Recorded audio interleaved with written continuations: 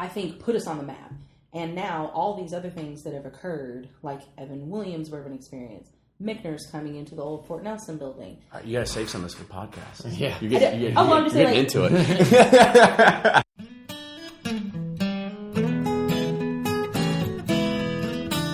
Bringing to you the best stories from icons in the bourbon industry, it's Bourbon Pursuit. Now here are your hosts, Ryan and Kenny.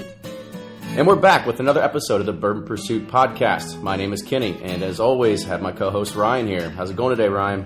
Doing well, Kenny. How you doing, man? Doing well. You know, this is a good time of the month.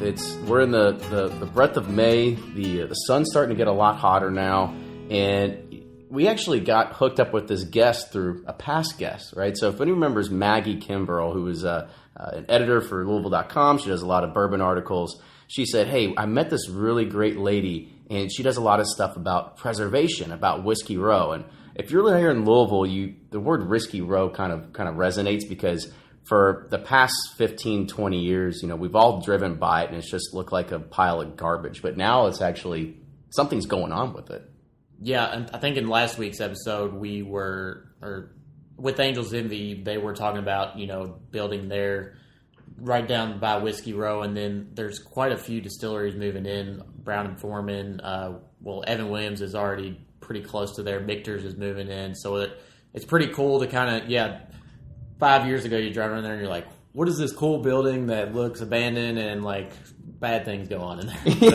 But now paint everywhere. But now there's construction crews there, and you can feel the energy and excitement, you know, just to see it all come together. Yeah, so let's go ahead and introduce our guest. Since I got it in the email here, May is Preservation Month. You know, I guess you can make a month for anything, but I mean, today is Preservation, or should I say, this month is Preservation Month for the city of Louisville. And today we have Marianne Zickuhr, right? Say it right. So yes. Marianne Zickuhr, who's the executive director of Preservation Louisville. So Marianne, thank you very much for being on the show today. Absolutely, I'm excited. Good. So let's kind of get it started. You know, tell us, before we even dive into like your job and what is Whiskey Row, tell us about your history with bourbon. Like, where'd you really get into bourbon and how'd you really start loving it? What was that first bottle? Wow.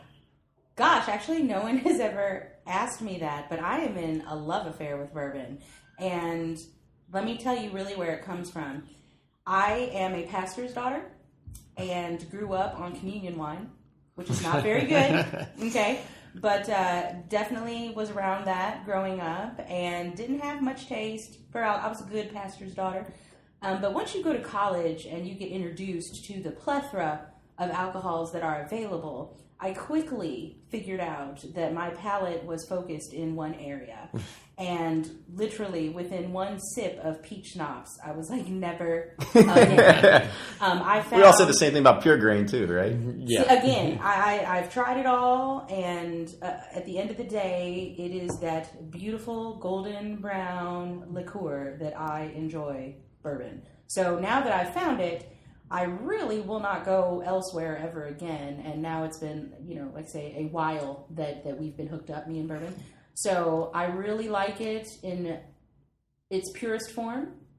If I have to have an additive, I may add a rock or two. There you go. But I am probably what you would refer to as one of those bourbon purists. Yep. Good deal. So, we were before we came on and started recording, we were telling us a story about how you bring bourbon to all your friends in Ohio and all stuff. But before we get to that, though, talk about what your role is as executive director here. Well, I am the founding director of Preservation Louisville. So it's a funny story that I had graduated with my third degree from IU, and within a few days had gotten a phone call from the Brennan House Historic Home that they were without a director and they needed someone to help them with some events. That was something that I knew I could do, so I ended up here, and they were searching for a new mission. A way to take a failing house museum that really wasn't making it in tourism, and how can they make it into something new? And at the time, I thought, well, preservation seems like a great answer. And the city of Louisville has close to 30,000 old buildings in it. So seems like having an advocate for that, or a resource, a place for people to turn to talk about preservation, made a lot of sense. So, it sounds like it's one of those industries like it's like going into the hair industry. Like, people are going to keep growing hair, right? So it's always going to be in business. I try to tell people my job is never done, you know? So if I went into it thinking I have a goal and I'm going to reach it and then we're moving on, I wouldn't be insane, because it's really a consistent marathon. So I am constantly pacing myself, because every day another building is getting older past that 50-year mark. And because that's what technically they say being historic is. Just being maybe the United States. Old. I think some people in London would probably disagree with us what the word historic means. But Exactly. We have a different timetable. Things across the pond are a little bit older in general, but I thought I've got to figure out a way to kind of be more sustainable in this race, because you've got to pace yourself through this marathon. So, did you study history in college, or were you a big history buff growing up? Or absolutely not. And I would say that has worked to my favor. There are a lot of people that work across this country in preservation, and they do a lot of very good work, and they've been trained very specifically in preservation trades and arts. I, however, am a classically trained opera singer. I went to school, Youth Performing Arts School here locally in Louisville. We won't ask you to prove it. Well, maybe we will at the end. Who knows? But as I say, it is kind of what I do, so I'll never pass up that opportunity. But in moving through my educational career, I knew that I wasn't necessarily going to be rich and famous as a singer. So I ended up getting a couple business degrees, and running a nonprofit in a city for which I love was just something that made sense. So again, when given the opportunity, I thought, oh, well, this seems like a good idea.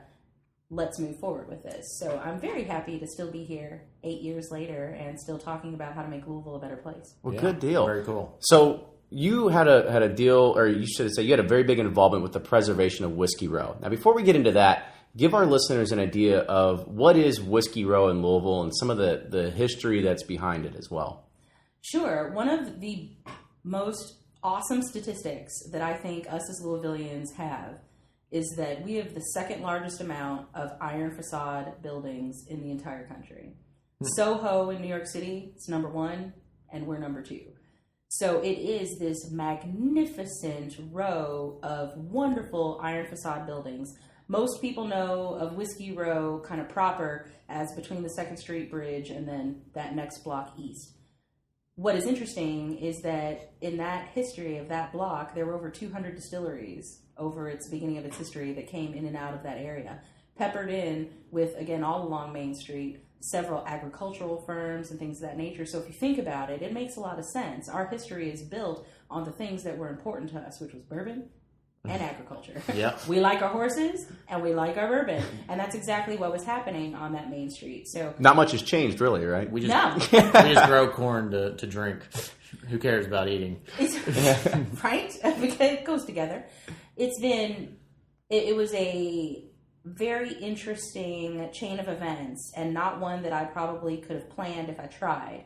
But learning about the history of Whiskey Row and learning about people's connections locally to that. You know, people here have grown up being around these buildings. They have, older generation of folks have wild stories about what went on at the Mercury Paul or some of these other buildings. Me not being totally from here, again, I had to learn a lot of that. I didn't understand people's connection, but when it was threatened and when that block was in a place where it could have been in danger of not being there anymore, people really rallied behind it. And I think I was very lucky to have the opportunity to be the voice for that and be the voice and face of preservation at that moment while starting Preservation Louisville. So I was the one who started the landmarks petition in order to landmark all 9 of those buildings. I was, through, of course, this organization, able to intervene in a federal court case in order, which, again, I was not suing anyone. I just want to say, because I'm not an attorney. But we were able, as a nonprofit, to intervene on behalf of the community and say there must be a voice for us here in this asset that is really an asset for us all. So did you just stick your hand up and say, oh, yeah, sure, we'll take this on as a project? How did you get so involved with it? That's also a good question, because in my right mind, no one should ever do that. Yeah. This was definitely years of what I would call a very taxing project. And it was day in, day out. There was actually, I tell people this not to get sympathy, but it was the truth of the matter. For the first time in my life, I had actual haters. There was a gentleman who wrote a daily blog about being upset with the work that I was trying to do to save those buildings. So for the first time, I had to learn how to deal with that, how to work within a community to try and highlight an asset. And for the first time, I was also, and again, I was very green because I was brand new. But there is an administration here, and we have to work within Metro. There's laws and procedures, and I was learning all of this. So I probably would have elected to do this, but at the time, there was no nonprofit advocate to stand up for the community. And so it was like day one when I said, I will be Preservation Louisville.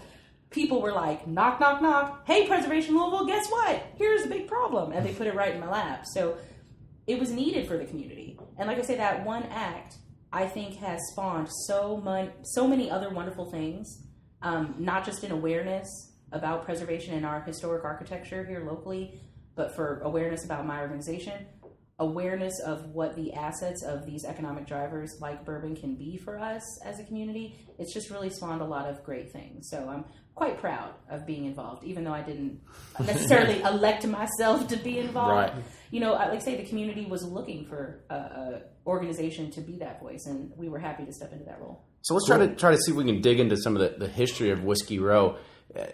Can you recall maybe any of you said there was almost over 200 distillers over the period of time that Whiskey Row really was there. Can you recall like any of the names that might have been there that maybe still exist today or maybe have gone off the wayside? Because I know a lot of them have probably just disappeared because whatever somebody's last name is, that brand only lasts for so long. Sure.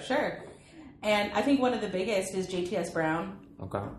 You know, especially people in this town, they're going to hear that Brown name and they're like, whoa, we know that. Mm-hmm. Because truthfully, we do. The Brown family, in whatever iteration they've come out with, they've helped build this town. That's why their name is on things like the JTS Brown building on Whiskey Row or the Brown Theater on Broadway. They are a huge, not only a corporate entity now in Brown Forman that is a great corporate partner to this community, but also a great family that for generations has really focused their energies on loving Louisville and making sure that we can be the best community we can be. So it's been a wonderful experience, like I say, kind of learning about these other entities that have been there. It's great to see that now the Browns are coming back because Brown Forman is reinvesting. And it was something that really warmed my heart to see that the new Old Forester 1870 brand was going to be what they went with in their new Whiskey Row project. Because that does speak to their early heritage. That the 1870 brand is their kind of stepping out into wanting to talk about what they did on that block during that time. Mm-hmm. So the fact that they would not only financially make that investment, I think speaks volumes to their commitment to our community. But on top of that they would take the time to want to think about that history and, again, not just distill whatever there. They're going to have a visitor experience and they're going to be talking about their history in that block. So, again, just kind of makes me super excited to wait for those doors to open and get to sample some 1870. Yeah, I mean, all these companies are sitting there, and that's honestly what I love about it is it's almost like the new Bourbon Trail, right? Because the Bourbon Trail itself, it's 200 plus miles. You're driving, you can hit maybe 3 in a day, but as they start, I guess you could say, condensing and making open these little small batch places, it gives people an opportunity to go and visit a multitude of places all within a few city blocks. Mm-hmm. And I think that's maybe what we can expect maybe a little more coming out of Whiskey Row, maybe as we go. Because at this point, you know, when you drive by it, you have the facade in the front. So I guess maybe explain that too, that the actual building, because I think is the only restored part the facade in the front, because I know like everything behind it, like I've seen like a parking lot behind one of them, right? So I guess how does that all work? Also a good question. And there's a couple different things at play here when we're just talking about geographically where we're at. So there is the entirety of the block that goes from the 2nd Street Bridge to 1st Street. And there were 9 buildings that are the 9 most easternly buildings that my organization was able to get landmarked and work to save. Now, there was one building on the very end that was already gone before I even started. Mm-hmm. This organization. So can't save a building that's gone. Right. The whole adage, like, don't know what you got till it's gone. Very true. And I can also not help you once that asset is gone. Now, like I say, the other 9 buildings, that's where we could get some work done. So the first 2 Unfortunately, were in very bad condition, and structurally, the buildings, like say kind of the body of the building, was not able to be saved. It was a possibility to save the facades and actually brace those facades and keep them there so that future development could happen. Because maybe in the future, we might want to put a building on that corner lot where nothing exists now. And then maybe behind those two facades, there could be something built in the future. Right now, as you said, it's a parking lot, but it won't always stay that. Seems like an easy way to be quick revenue, right? So. Right. So, I mean, for right now, it's what's happening. But like I say, that's now going to be a prime location for new development because you have an empty lot for infill, and then, of course, like I say, basically 2 other lots next to it that can be built behind the facades. And there is new development in a hotel across the street. It's going to be a great opportunity and a great location. The other 7 buildings, they're being rehabbed. And that's where you're going to see things like this new Brown-Forman experience come into play. And there's already other people that are trying to get, office space in those buildings and all types of things, even retail. So I think we'll see a mixed use come out of all of those buildings.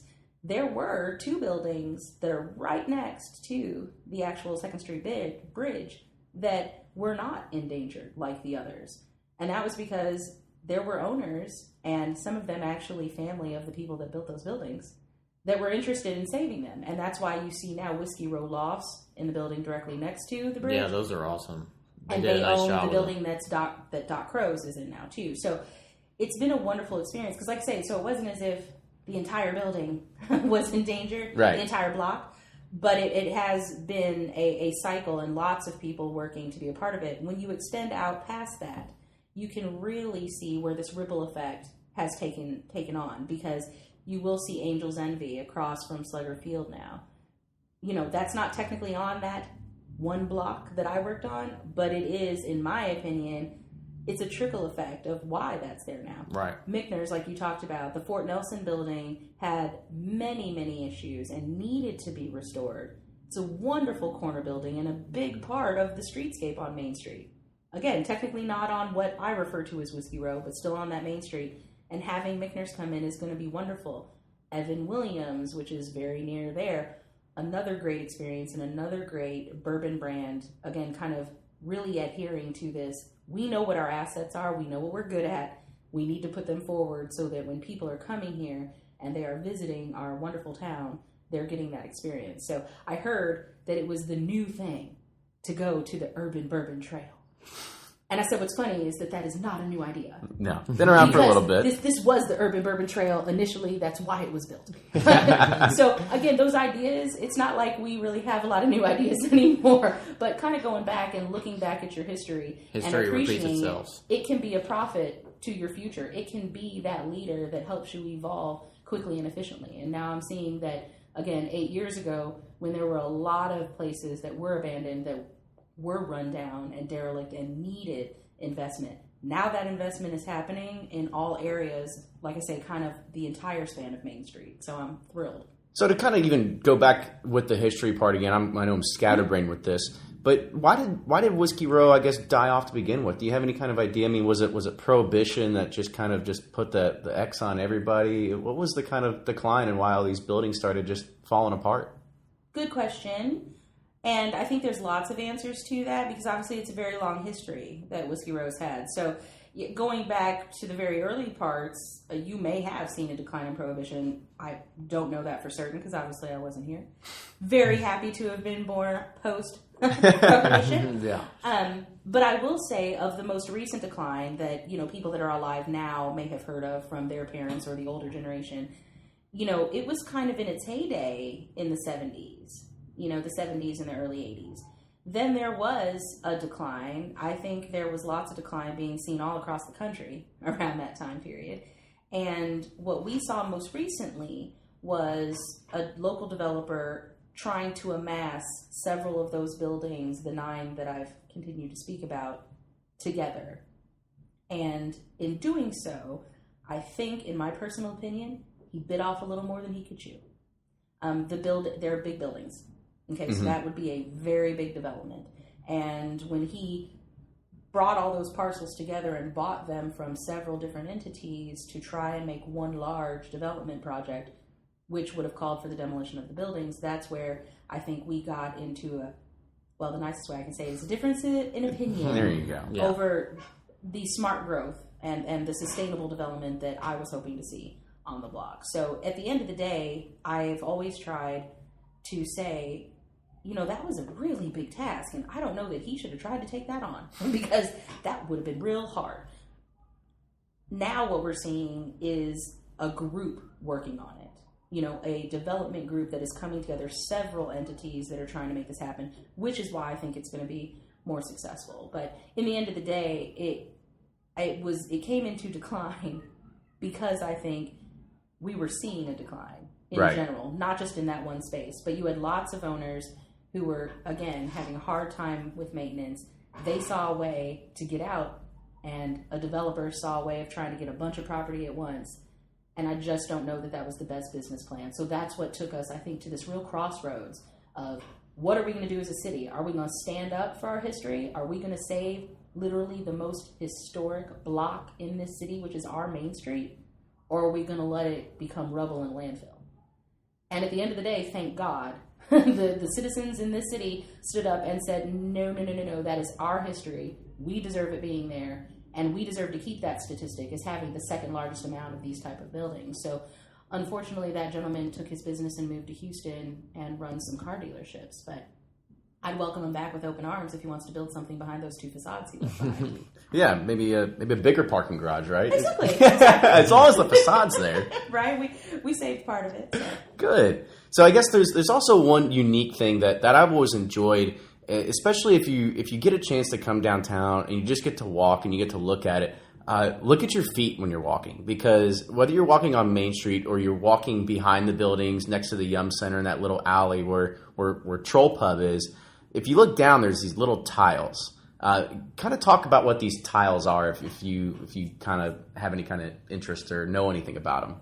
Well, I definitely thought that they were pretty interesting. And, as I've had a lot of years now working on that block, walking around the block, dealing with talking about the block, a lot of people are interested. Where'd those tiles come from? And if you think about it, Louisville is also kind of a leader in that type of trade and work too, with Louisville Stoneware and Hadley Pottery. It was a way for us to denote something significant. So it's interesting, and I've loved seeing all the little names that you can come across in the tiles. And you're right, if you don't look down, you would never know. And I didn't know they were there. Yeah, so sometimes they're covered up. And I've been there millions of times. If you go and you look down at these tiles, they're all the tiles with the names of the old distilleries that used to inhabit that building. So you'll see some familiar names. You'll see Brown, you'll see some other ones. But yeah, most of them you'll be like, I've never even heard of that before. Like if you found one of those with a tax stamp, I don't know how much it'd be worth. But it's one of the really cool, unique things that you can see just walking through the sidewalks and seeing it inside the city. To me, it's almost like the Walk of Fame that you see with the stars. Yeah, in Hollywood. Or at least for me, I was like, it's like the Bourbon Hall of Fame. I was very excited, and I think we should have more tiles like that, and in the future we should keep adding. I wish I would know who started that, and maybe if they had like a meter or a system as to like if you had to be around a certain amount of time. Yeah, this many your golden anniversary or whatever on the block. Because certainly it's not X all thousands of barrels at that point. Yeah, exactly. So at this point, what's really being done to help preserve it at this point? I mean, is your mission done, like, hands in the air, like we did it, team? Or is it a continually ongoing process?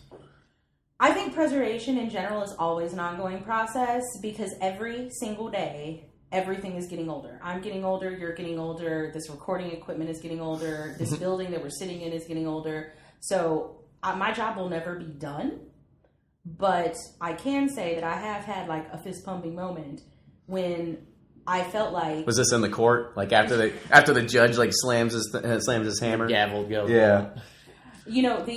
I think that real fist pumping moment was when I started to see the crews come and begin the work on Whiskey Row. To know, because this is my day to day, I did know maybe before the public that there were projects being talked about, that there was a development group now that was trying to come together to all help each other to realize some goals.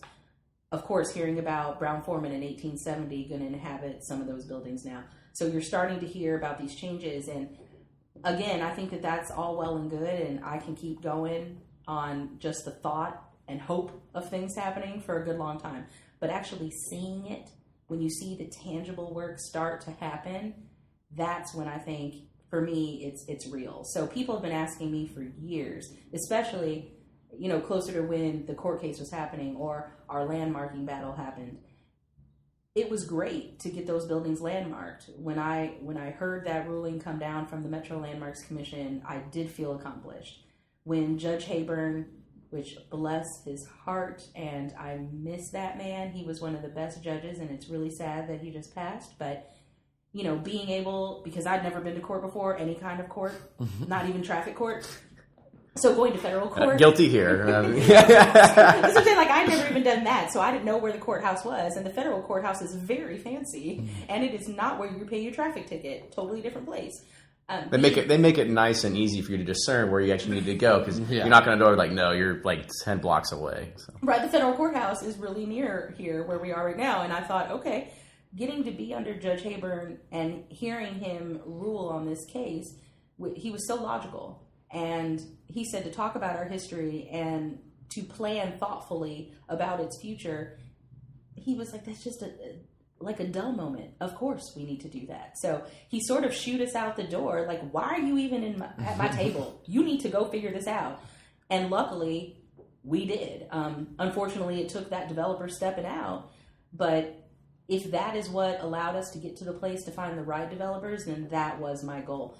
And the whole time I've said, I'm not going to feel happy like I'm done, quote unquote, on Whiskey Row until there are businesses there, till there are people there, and that effect has started. You see Doc Crow's, you see Whiskey Row Lofts. There is things. O'Shea's, can't forget O'Shea's. We've had plenty of all of them. We rent out that second floor quite often to host parties and all that sort of stuff Troll too. Pub. Yeah. I'm down. Like I say, I am there to patronize every single one of those places multiple times. So I will be happy when that entire block is filled with. When you get that first sip of Old Forester 1870.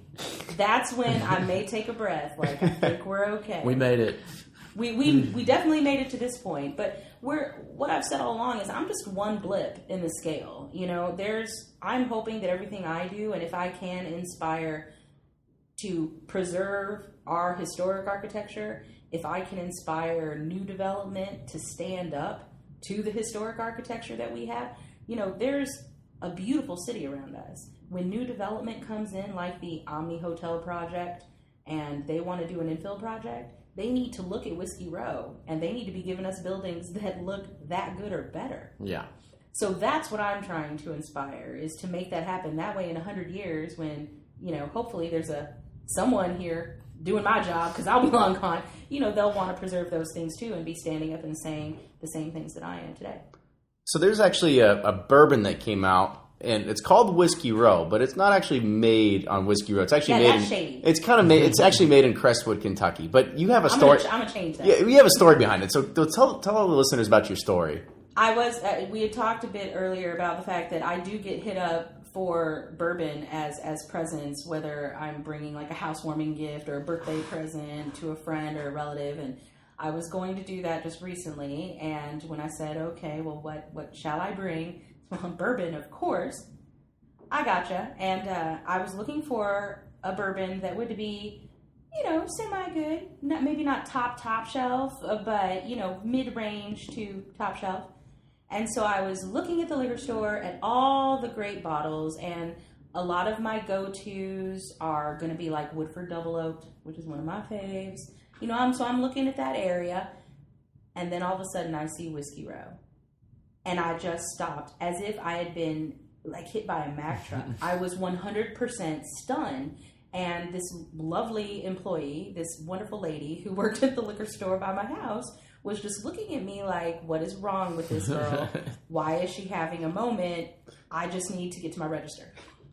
But yet I literally was having a full-on emotional moment because I thought back to myself, this is almost 8 years to the day that I started Preservation Louisville. And when I started this organization, I was told that those buildings were going to be demolished. And I worked tirelessly. I had lots of opposition, and I almost didn't think we were going to make it. And now, 8 years later, I'm standing in the middle of my local liquor store, and there's a bottle of bourbon that dons the name Whiskey Row. And I just thought, well, look at where we've come. At one point, no one even used the word or the term. And if they did, it was in a bad and negative way.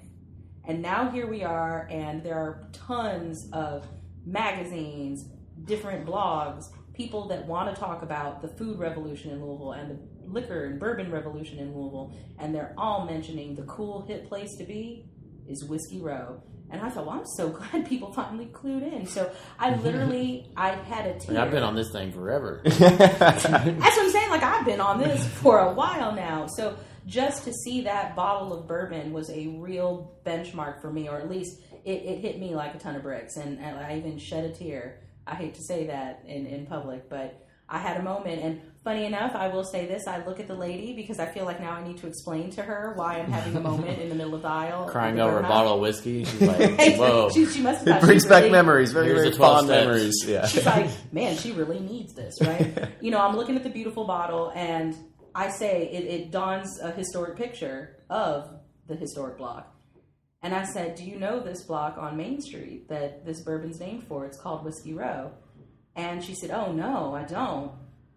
And I said, oh, well, it's one of the most historic blocks in the city. And my nonprofit that I started helped to save that block. And I'm just really touched to see this bottle of bourbon. Swear to God, she looks at me and she was like, yeah, I don't drink. I was like, okay. So, I made nice talking to you, but no she thanks. Didn't relish in the moment with you.